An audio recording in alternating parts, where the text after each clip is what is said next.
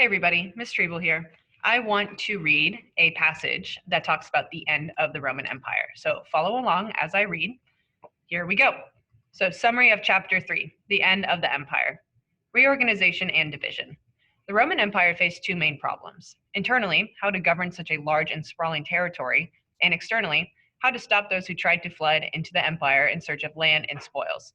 The first problem was addressed by administrative changes both under Septimius Severan and Diocletian that split the empire into smaller divisions, preventing one provincial governor from gaining too much power, and that strengthened the army.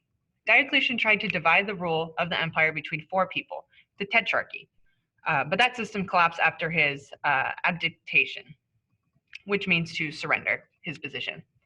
Eventually, Constantine moved the capital to the Empire East. The empire was then formally split into eastern and western halves to make it more governable.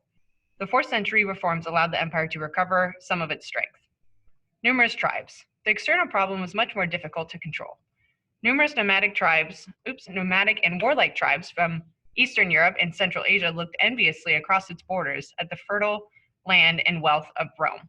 From the 240s onward, they posed a problem first in the Balkans, which is Serbia and Montenegro, and Asia Minor, and then in Germany.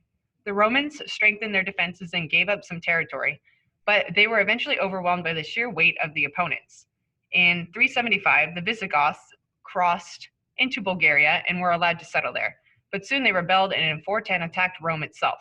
More tribes poured over the borders and settled throughout Western Europe. By the time the last Western emperor was disposed in 476, the Roman Empire existed only as a name. The end of the empire.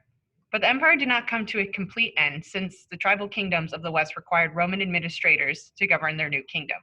The Eastern Empire, under the capable emperors, even managed to recover some land in the West and during the 500s and survived until 1453. All right, well, thank you for reading along.